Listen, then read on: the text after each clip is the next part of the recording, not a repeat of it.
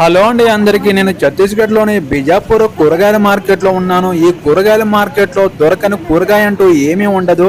అడవిలో దొరికే ఆకుకూరలు, తాజాగా పండించిన కూరగాయలు ఇక్కడ ఎప్పుడు తాజాగా ఫ్రెష్గా కూరగాయలు అనేది దొరుకుతుంటాయి.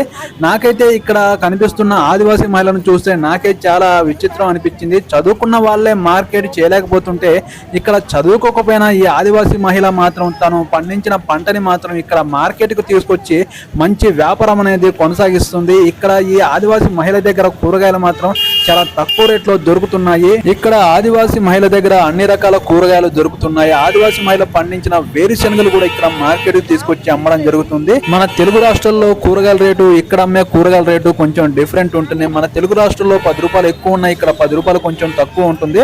ఈ మహిళ దగ్గర స్వీట్ గడ్డలు కూడా అమ్మడం జరుగుతుంది. ఉల్లిగడ్డలు కూడా కేజీకి కొంచెం ఎక్కువగానే వేయడం జరుగుతుంది. కానీ కేజీకి మన దగ్గర 10 రూపాయలు ఎక్కువ ఉంటాయి, కానీ ఇక్కడ మాత్రం కొంచెం 10 రూపాయలు తక్కువ ఉంటుంది. ఈ వీడియోకి ఒక లైక్ చేయండి, నా ఛానల్ని సబ్స్క్రైబ్ చేయండి ప్లీజ్. నెక్స్ట్ వీడియోతో మీ ముందుకు వస్తాను. ఓకేనండి, బాయ్.